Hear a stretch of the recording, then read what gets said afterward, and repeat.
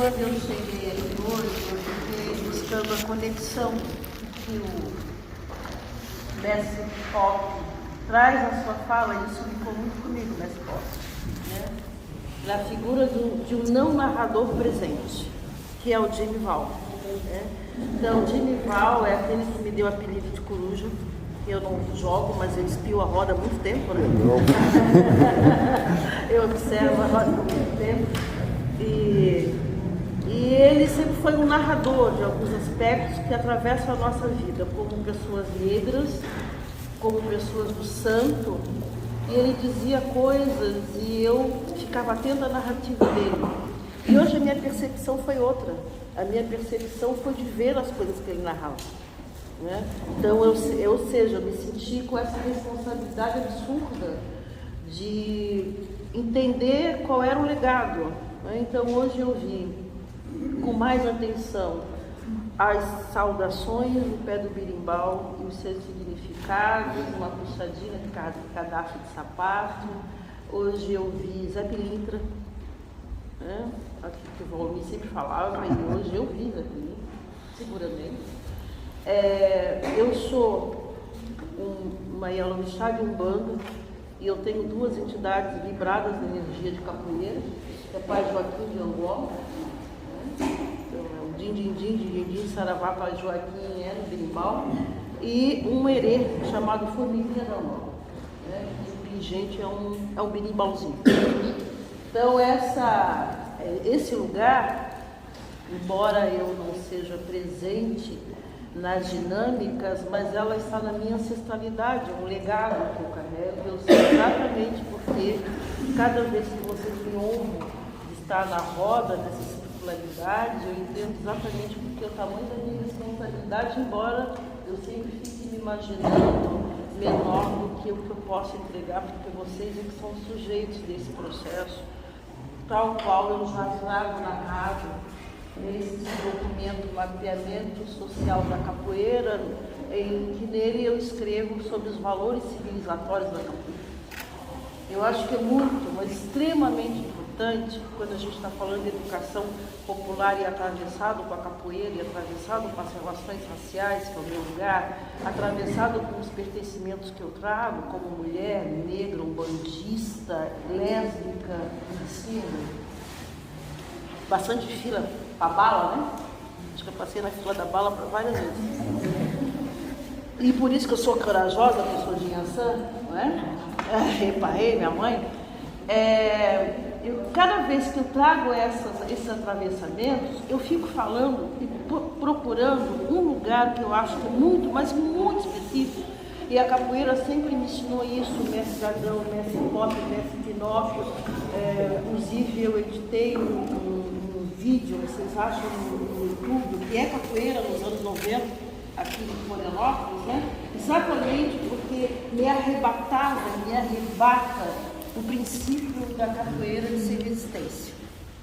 Se fala muito em resistência hoje em dia, mas falar e ser são coisas muito diferentes, né? Quando a capoeira escolheu os oprimidos, que são sujeitos à educação popular, os desvalidos, os esquecidos e os invisibilizados, porque os territórios da capoeira que eu conheci eram esses, a começar aqui, ó, no Abrigo de Menores, que é o primeiro território dos abandonados, dos negados, dos silenciados, né? Ou daqueles que não puderam ser acolhidos em âmbitos que a gente reconhecia como socialmente igualitários. Quando começa aqui, no Abrigo de Menores, né? Ela já nasce nessa cidade, escolhendo sujeitos. Do lado de quem que ela queria estar, do lado de quem que ela queria ficar. Não é? Quando ela vai para a rua, quando ela usa a rua, que a rua ainda é um território de disputa para a gente hoje, um território higienizado, gentrificado, embranquecido, machista, homofóbico, racista, porque não é fácil viver em Florianópolis, não é? E aí é muito importante vocês vestirem a pele dos excluídos. Vistam a minha pele de mulher negra, vistam a minha pele de um bandista, vistam a pele de quem? Vistam a pele das outras pessoas para poder entender o significado do sujeito, na centralidade do sujeito que nós estamos defendendo. Eu sou da memória, eu sou uma memorialista, porque aqueles que não têm memória precisam disputar a memória. A branquitude traz o privilégio da memória, mas a nós, os excluídos, não. A memória é uma disputa cotidiana. É preciso que a gente enfrente esse lugar do apagamento, do branqueamento, da ocultação e da invisibilidade, que são tudo farinha do mesmo saco na estratégia das elites para dizer que nós não existimos. Esse território da capoeira, que em Santa Catarina é branco, eu estou dizendo isso aqui, isso causou um pouco de seu lema, mas é o que é. Assim como as religiões de matriz africana também são brancas, isso não quer dizer que essa capoeira branca não tenha responsabilidade com o legado dela, de origem. E com o sujeito do legado de origem. E com o seu referencial de origem. Não excluindo ninguém, vejam bem. Mas há uma diferença muito tênue entre fazer parte dela e se apropriar dela. Qual é o lugar do qual a gente está debatendo que as pessoas brancas fazem parte da capoeira? O lugar que pertence ou o lugar que se apropriam? Porque na maioria das vezes nós estamos aqui experimentando outras violências, e aí a violência dos aliados, porque a gente já conhece a violência dos inimigos, mas também nós sofremos a violência dos aliados, que é quando eles se apropriam, mas nos excluem daquilo que faz parte da nossa vida. Na escola de samba, né? Na Umbanda, porque também são atravessados por questões econômicas, capitais muito sérias. Então, eu trago aqui uma perspectiva de educação popular, que eu sou fruto e sujeito da educação popular. Se eu tivesse aceitado as diretrizes de uma educação eurocêntrica, eu seria uma pessoa embranquecida. E é muito difícil fazer um movimento contrário, especialmente na minha geração. Eu tenho 62 anos, não é? Eu costumo dizer, mestre Pop, que desde a sessão da tarde no Rio Tintim, eu já torcia pelos índios, né? Então, eu já sabia, porque daí o mestre diz, isso é da gente. É sim, a gente é para aquilo que a gente nasce.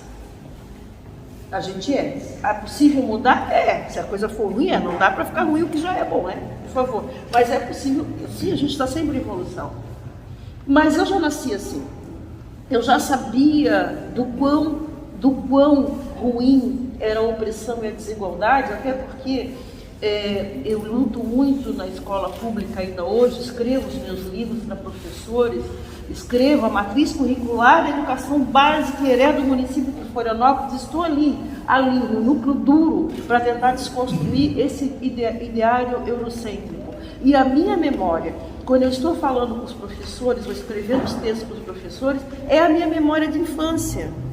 É a memória de ser chamada de macaca. Tu não vai dar certo, tu não vai sentar na primeira fila, tu vai ficar lá no fundão, não é? É a falta da afetividade do professor diferente contigo, é a discriminação por conta da tua cor de pele, é a discriminação por conta do teu cabelo, que é tudo pauta da minha vida nos últimos 30 anos. É tudo pauta, porque não é possível que uma criança e uma adolescente sejam submetidos ao fracasso por conta do seu pertencimento.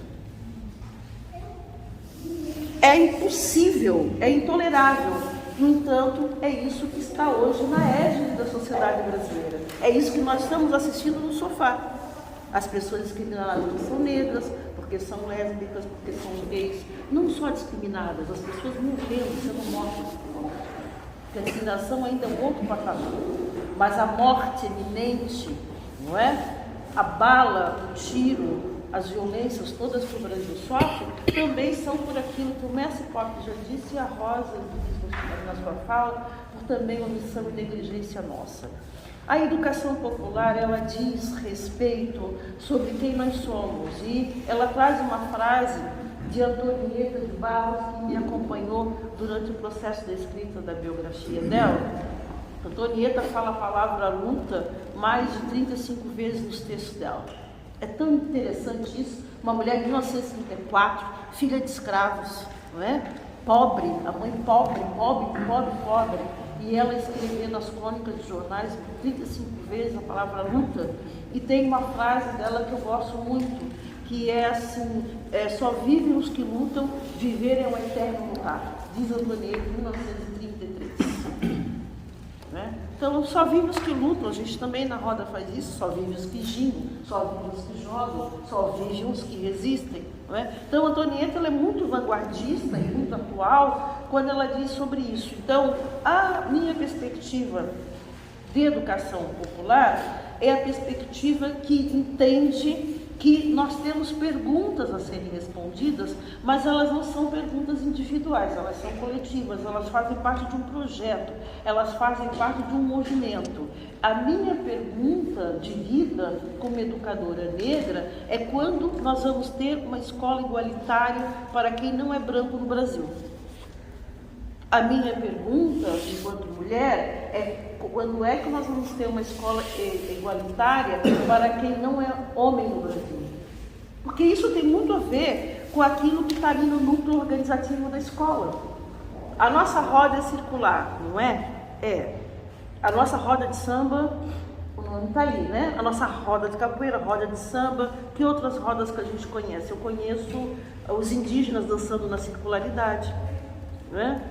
Gira, né? A gira, quando a gente fala gira, no nosso terreiro também os nossos girês, as nossas rodas, a forma como urbanizamos a cidade é diferente da forma como nós pensamos um quilombo, como nós pensamos uma aldeia, as casas indígenas são circulares. E a gente, por exemplo, está num ambiente como esse, eu discuto muito o prédio da escola, a arquitetura da escola. Felizmente eu tenho parceiros importantes como o professor Lino Pérez, que é arquiteto, como parceiro para refletir sobre isso. E a gente discuta essa padronização higiênica, higienista e adestradora, por exemplo, de um prédio escolar, se a gente prestar atenção. Carteira atrás de carteira, quadrado, não é circular, hierarquiza pessoas. Se a gente pensar, é o mesmo padrão, ele tem o mesmo padrão que o hospital, na medicalização da raça, e ele vai ter o mesmo padrão que um presídio.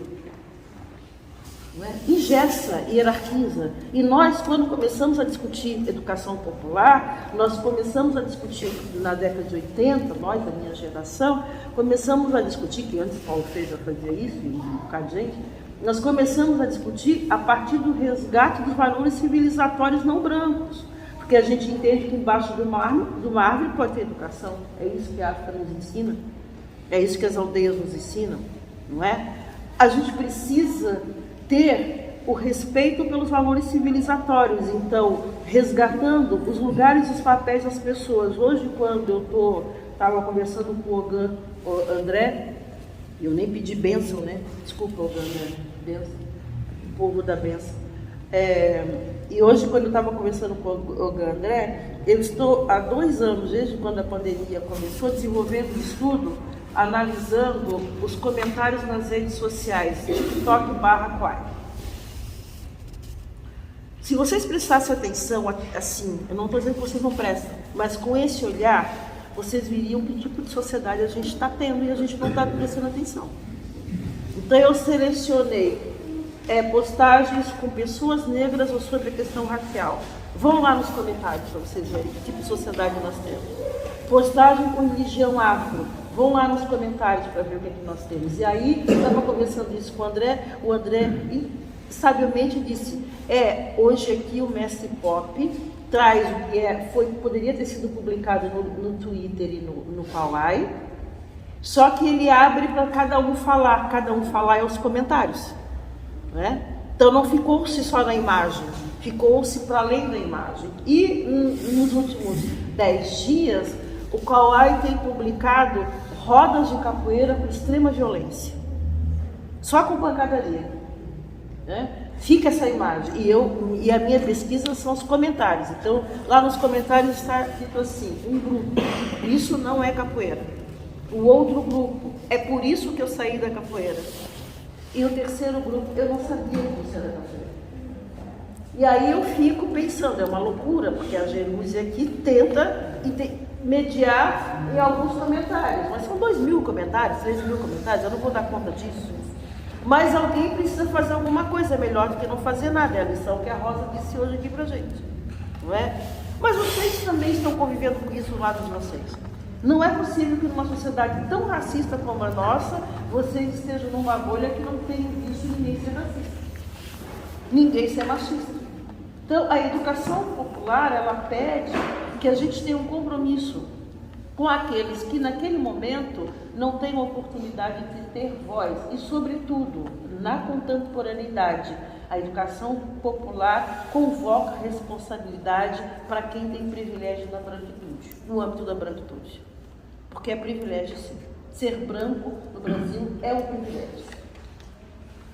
As chances do sujeito branco ao sucesso são infinitamente maiores, especialmente nos 3 estados do Sul, que além do brancocentrismo, nós temos políticas nazistas extremas, atravessando o aparato institucional. Então, quando a gente usa a categoria racismo institucional no Brasil, ok, aplica-se aqui, mas o racismo institucional aqui é contaminado por mais de 300 células do movimento nazistas instaladas em Santa Catarina. E que a gente não pode dizer que não sabe sobre isso. Porque eles estão com armas apontadas para um monte de movimentos sociais e lideranças sociais. E isso interfere como hoje?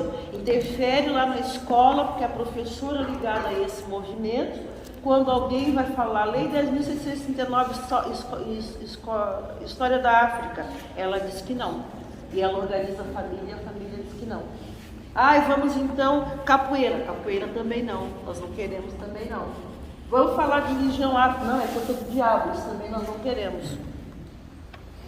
Há uma interdição na escola pública, que é o lugar de fazer pessoas melhores, por conta desses atravessamentos absolutistas, que não desrespeitam a escola, e que a gente não faz nada, a gente só vê notícia do jornal. E muda a página e vira folha. O professor virou inimigo na escola. O professor, como nós, como o mestre Pop, como muitos que estão aqui, nós somos considerados inimigos da escola. Porque nós estamos interessados em oferecer os conteúdos que desconstroem aquilo que nós entendemos que atrapalha a vida de pelo menos a maioria da população, porque sim, os não brancos são a maioria da população no Brasil. E se a gente tivesse então que fazer debate sobre relações de poder e etnia, a gente já poderia dizer que vivemos há muito tempo num regime de apartheid, que não é só na África do Sul, e que nós nos sentimos muito confortáveis com isso. Então, essa nossa relação é histórica, ela é memorial para a educação popular, ela entende que todos pensam que nós podemos produzir pensamento, daí eu vou fazer aqui um pequeno contraponto, porque eu acredito que o conhecimento ele é uma produção humana e que todos nós produzimos conhecimento. Até porque uma das coisas que mais tem me chamado a atenção, e nós, a Escola Afro-Popular Leonor de Barros, temos feito, são oficinas escritas com pessoas dos setores populares, mulheres e negros. Com essa ideia de desconstruir que ciência é uma coisa que só as elites produzem. Então, na semana agora, por exemplo, eu apresentei uma live, Antonieta de Barros, uma história sobre as mães lavadeiras e suas filhas professoras.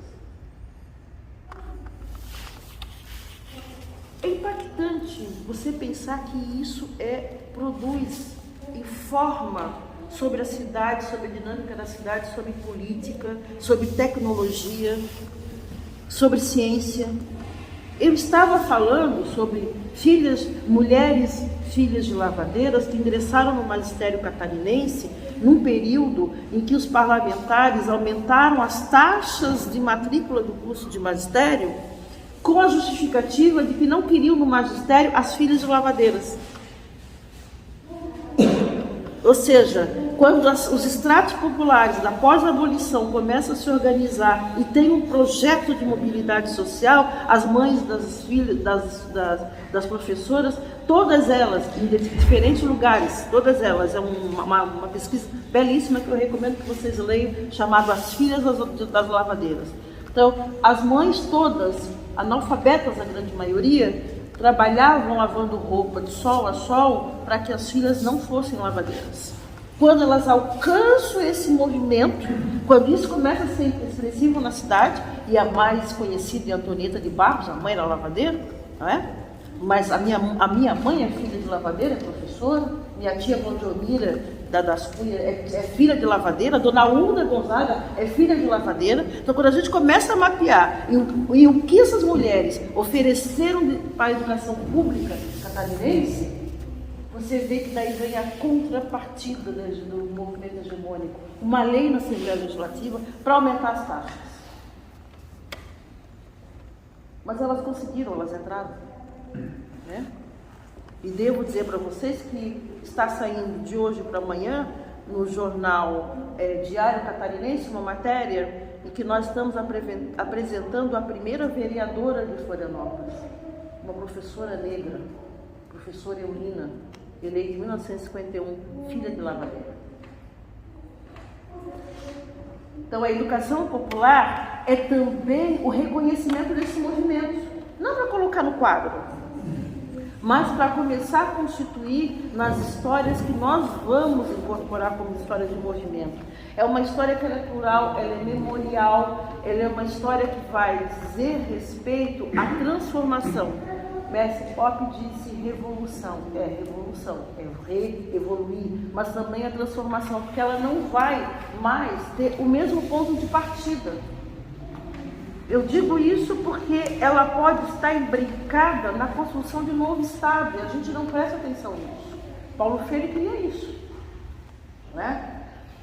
E quando nós olhamos para a África do Sul, quando a gente olha para a África como um todo, eu vejo Paulo Freire na África conversando com o Steve Biko e o movimento dos estudantes negros na África. Eles não sabiam o nome da pessoa, mas eles sabiam de uma metodologia que eles estavam implementando, que tinha que ter palavras geradoras. Nós sabemos de quem é esse método, não é? Que chega lá pela igreja, pelo movimento mundial da igreja. Quando você pega outros países da África, da Revolução, Samora Machel, por exemplo, a Revolução, totalmente compreendido dentro da perspectiva de Paulo Freire, para poder, depois que a Revolução Africana acontece, né, saem os invasores e os africanos tomam conta do país, a partir de 1970, eles vão buscar perspectivas de educação para fortalecer o povo. O povo precisa aprender, diz eles, na África. Eles foram destruídos da sua história, da sua memória. E qual é a forma de aprender? É com a nossa metodologia brasileira de educação popular. Acreditando na pessoa como centro.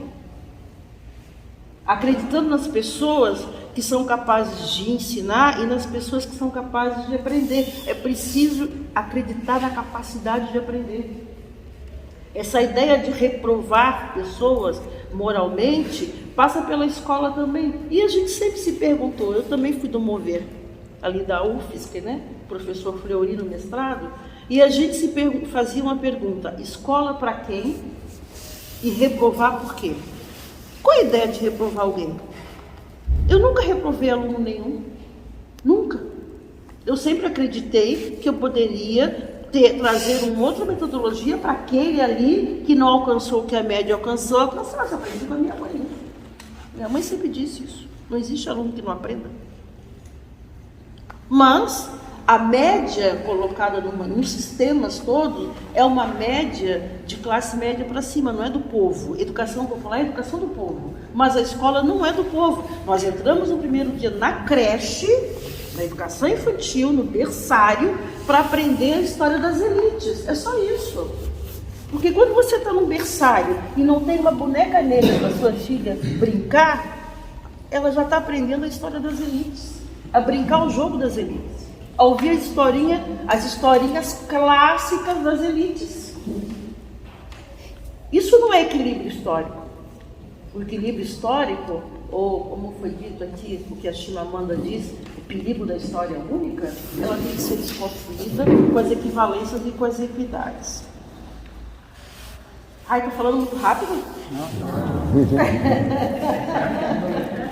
A expressão popular é distributiva e coletiva. E eu falo muito isso porque um dos setores que mais resiste a entender o que está acontecendo, por exemplo, hoje nos sistemas públicos, no ensino superior, cotas e políticas afirmativas, são as boas gentes da esquerda. Que a direita a gente não precisa ter problema, ela vai continuar reinando. Mas o povo da esquerda, ou o povo nosso, progressista, eu não vou usar a palavra esquerda, vou usar progressista, tá? Porque é melhor, né? Então, o nosso povo progressista ainda não tem posição. E aí diz o Paulo Freire, né, nos seus princípios de educação popular. Educação popular é você ter posição em favor de alguma coisa. Não existe ninguém mais ou menos racista. Ou é ou não é. Não existe ninguém mais ou menos machista. Ou é ou não é. Não existe ninguém mais ou menos homofóbico. Ou é ou não é. E aí eu quero que vocês façam essa auto-revisitação interna. Vocês não são mais ou menos nada disso aí. Se virem. Né? Se virem. Se fez uma piadinha, se fez uma brincadeirinha, se ouviu alguma coisa e não falou nada, se cuidado. Porque senão o negócio vai ficar feio, não vai pro céu. Ai, ai, ai.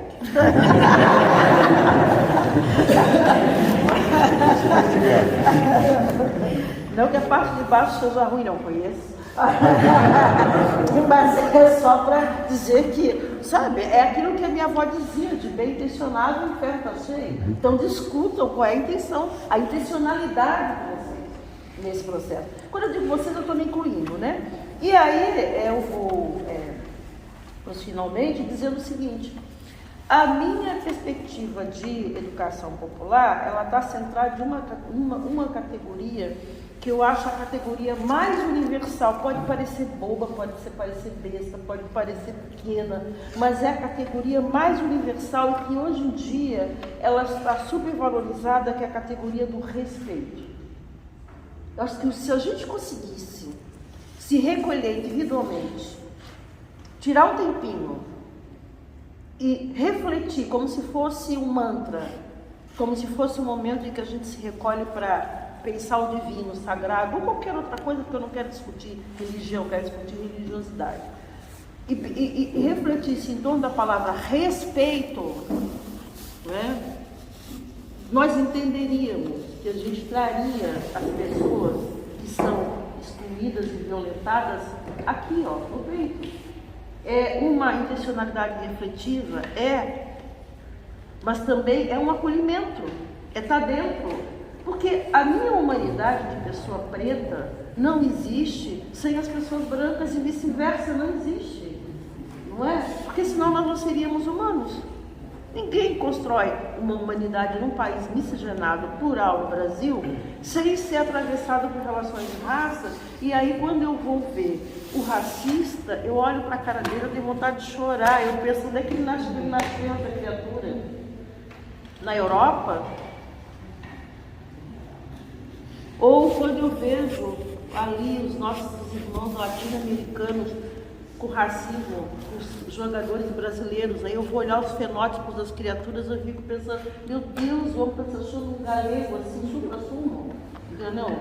Não é branco, até porque essa ideia de branco é distorcida.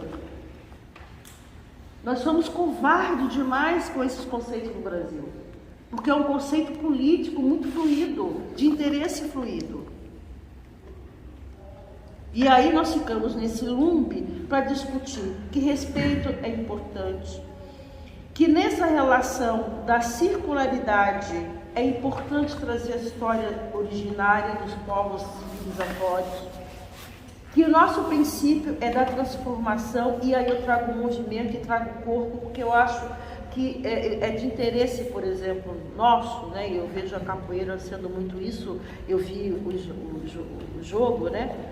Então, tem um jogo que é um jogo quase que filosófico entre duas pessoas, né? Tem um jogo que parece ter mais força. Tem um jogo que são dois corpos que estão se provocando para alguma coisa que não é muito filosófica, a gente fica querendo saber onde é que vai dar, né? E a gente fica só no olho, só olhando. Então, mas são dois corpos, né? Dizem respeito, não existe um jogo sem dois corpos. Um corpo sozinho pode exercitar, mas ele não está nessa dinâmica do jogo, né? Então, o corpo, nessa questão da educação popular, ele é muito importante.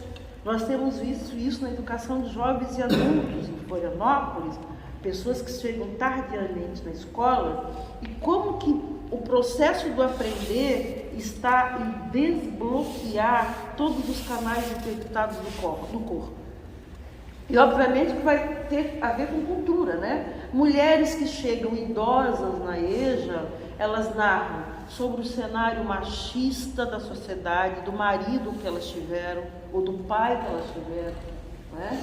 Sobre a impossibilidade de poder ir para a escola por questões socioeconômicas, ou porque eram de áreas rurais, ou porque eram áreas pobres, ou porque era de morro. Então, assim, vai ter sempre um porquê daquilo que é público não ser público para todo mundo.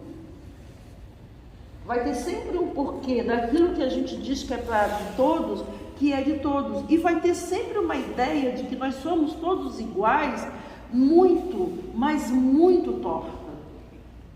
Eu estou desafiando a perspectiva de que nós naturalizamos o silêncio ou silenciamos quem tem o que dizer com o discurso de que ser bobagem nós somos todos iguais. É uma violência absurda. Para que está falando de racismo? E o racismo agora é moda. Estamos enfrentando uma geração de professoras debochadas em formação de professores, instruídos por essa coisinha que está aí, né? Que quando chega a professora, às vezes vem tratar das relações étnico-raciais. Agora virou moda, diz elas. Mal sabe elas que eu sou o cão chupando mano. E aí explico para elas o deboche e qual é o significado deles. Porque a identidade é um direito constitucional. Não é só uma questão básica. Quando nós precisamos, depois de 100 e poucos anos da abolição da escravatura, 100 e poucos anos depois, nós precisamos que houvesse uma lei que obrigasse a escola a ensinar a história dos pretos. As pessoas não pensam sobre isso.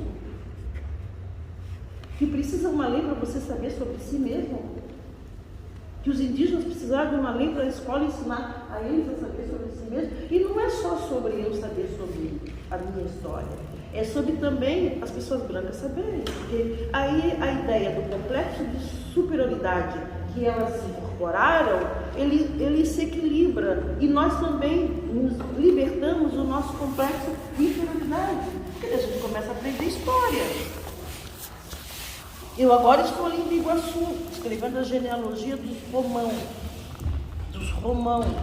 Que maluquice, é uma coisa muito doida. Aí você está num território aqui pertinho, né, na Grande Florianópolis, e agora estou estudando os Baguá. Os Baguá, que eu pensei que Baguá é porque era Biguaçu, né? Antônio Carlos, Alto Biguaçu.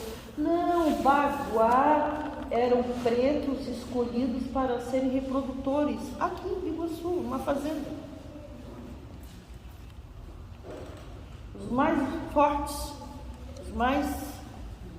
se olhava geneticamente como quem se olha a cavalo, boi. Não podia ter defeito, não podia ter isso, não podia ter defeito físico, tem que ser bonito, forte, bom para o trabalho, determinadas etnias, porque algumas eram consideradas não boas. Olha só, seleção genética, né? E aí ele fazia como? Eu estava lendo hoje a narrativa no jornal. O senhor dizia para a mulher que ela ia trabalhar na lavoura. Dava um tempo para ela ir trabalhar na lavoura, ela ia e chamava o Baguá e dizia, vai acompanhar, era a senha. Qual era o objetivo? Reprodução. A história dos meus ancestrais é isso. É uma violência absurda, ou não é? É. E quem fez? Porque a história toda é a impressão que dá nessa visão reificada da educação é que nós nos amarramos um tronco sozinhos, sabe? O navio passou em Angola e a gente pulou para dentro, quero ir.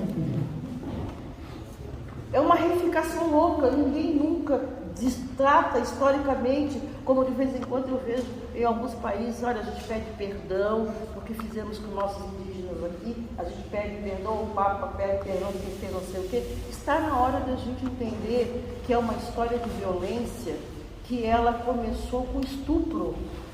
Essa dimensão de estupro no Brasil, o Brasil é um país resultado de estupro de indígenas e de mulheres africanas. E a gente romantiza isso. É um país resultado de genocídio. A história do nosso país é muito sangrenta. Está no gene. Por isso que quando explode essas coisas, a gente fica achando que, ai, de onde é que vem tudo isso? Vem do gene desse país, nós somos um país violento. Ah, temos o samba, temos a capoeira, temos isso. Legal, mas a disputa cotidiana não é assim. E para encerrar, eu também quero dizer que no nosso debate sobre educação popular, território importa. Até porque a forma como a ocupação do território se dá na sociedade brasileira e catarinense, ela é uma forma totalmente europeizada e com o princípio do apartheid.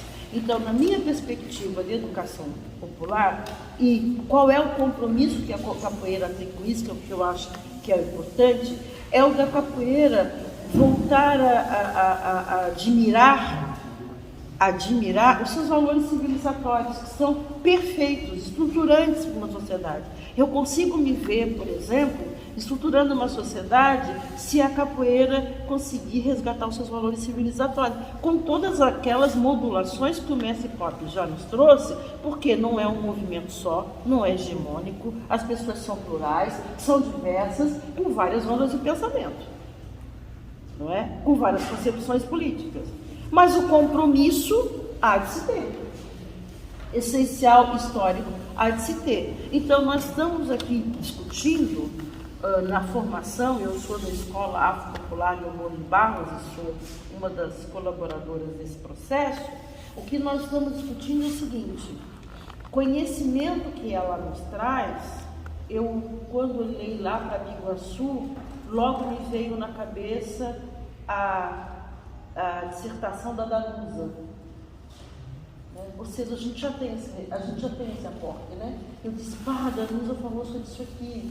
Aí eu pego um vídeo de um preto ancestral de Biguaçu, que a pessoa que acho que é o Tuti que está entrevistando, e ele está dizendo o que acontecia, o jogo que os negros faziam. Aí o Tuti diz, era capoeira? Não, não tinha esse nome.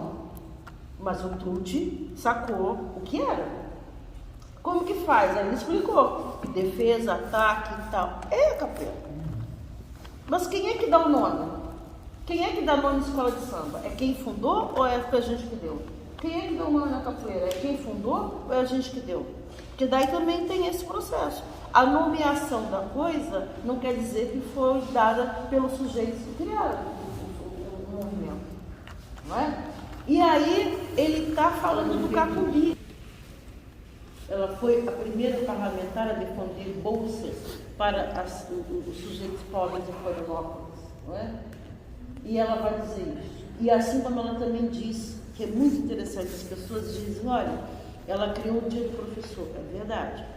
Criou porque ninguém vive sem o magistério, mas ela tem umas falas em que ela diz o seguinte, olha, professor, vocês não têm só que diplomar pessoas, não, dar diplomas, não é essa a função do professor. Ela vai reivindicar uma educação reflexiva, de qualidade. Escola não é lugar só para diplomados, é lugar para transformar as pessoas. Então, eu espero profundamente que a capoeira continue, não vou dizer comece não, porque seria uma blasfêmia da minha parte. com todo o respeito que eu tenho pela capoeira, que veio muito antes de mim, essa minha percepção, mas assim, do quanto que eu me sinto fazendo parte dela e do quanto ela é um dos lugares que me conforta hoje, na militância racista em Santa Catarina. Tenho muita saudade do Dini. Mas esses dias o Sapo me mandou uma mensagem. Estive com o Dini. É a segunda vez que ele me manda mensagem. Como foi? Ele está bem. Ele apareceu com uma roupa branca, estilo africano, com o equeté na cabeça, dizendo que já está curado, que já passou pelo processo de cura e que ele já está bem.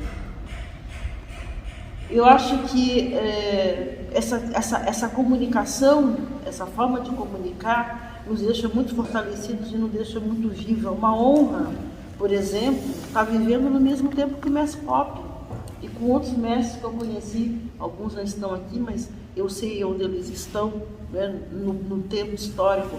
É uma honra ver as mulheres na capoeira como eu estou vendo hoje. Na época era só a Jo, a Danusa, a Rosa, não. Vendo as mulheres, eu vi as mulheres hoje na roda e a minha percepção foi, é isso aí, esse lugar também é nosso. A gente não precisa mais ficar com aquele diário que eu acho, a Jo veio assim, tu queres jogar? Nossa, mas não consigo nem levantar uma perna. Mas também, quando ela diz isso, eu fico rememorando a educação repressiva que eu tive. Embora seja essa feminista toda. Olha só como a gente precisa se desconstruir. Né? Então, a educação repressiva que eu tive. Fecha as pernas, perna fechada, saía, imagina levantar as pernas. Né? Então, essas questões, vocês estão usufruindo também das conquistas de outras mulheres que estavam antes de vocês, né? E especialmente essas três. Desculpe se eu estou esquecendo de alguém, mas a memória que eu tenho é Jo, Danusa e Rosa, e que pagaram preços também, por sorte.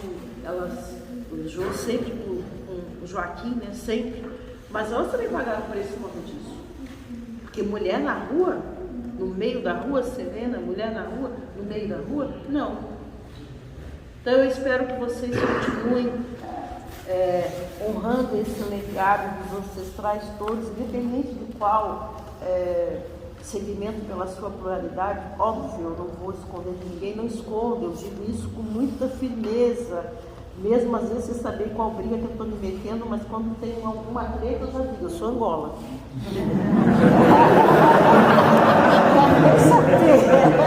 Porque daí eu sei onde é que está o meu bando, né? Se eu precisar apanhar, eu não vou apanhar sozinho. Eu já digo, eu sou Angola. E é engraçado, né? Daí eu vejo o pai Joaquim da Angola, filhinha da Angola, quero ver, né? E quero dizer para vocês que eu acredito muito que, embora a gente esteja apanhando absurdamente, a gente entenda que o que está acontecendo na sociedade brasileira é resultado do racismo estrutural, não é um governo. E que a gente pode melhorar a democracia do Brasil, mas ela nunca vai ser boa se ela continuar tendo racismo, homofobia, sexismo, intolerância religiosa. É sobre isso. Obrigada, chefe.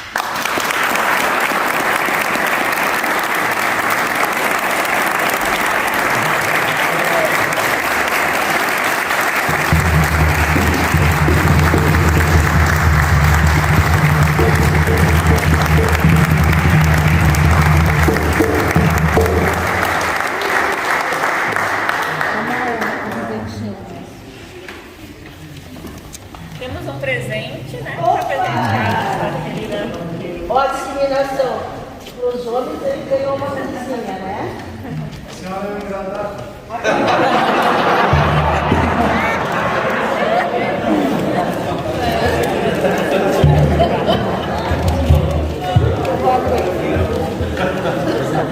Olha só, eu peguei todos os cadernos que estavam ali, mas foi de propósito, porque eu acho que se eu não chamasse a atenção deles, talvez vocês não levassem. Então, por favor, esse caderno aqui, ele é um caderno belíssimo, eu amo esse documento, tá? Ele traz o texto do nosso saudoso Dinival, do contramestre Rato, lindo texto.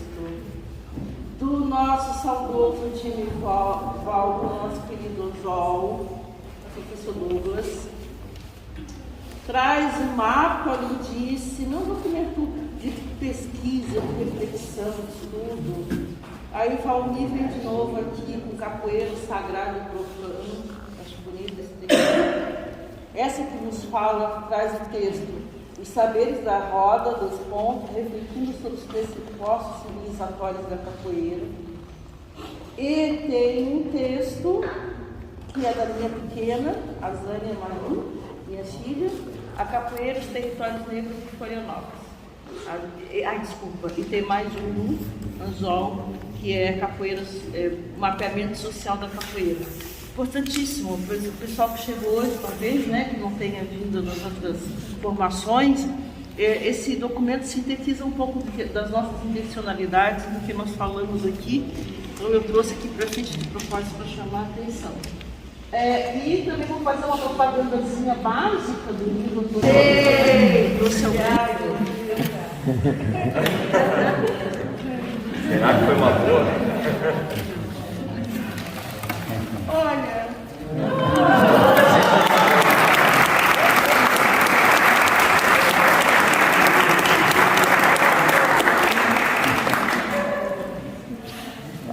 Ai, que lindo. Foi difícil, por quê? Falei nele, né? Ai, muito obrigada. Ó, André. O André danado, hein, galera? O André chegou aqui cantando a pedra, né? Imagina se não sei quem, a galera toda feliz. É o mestre, gente. Obrigada.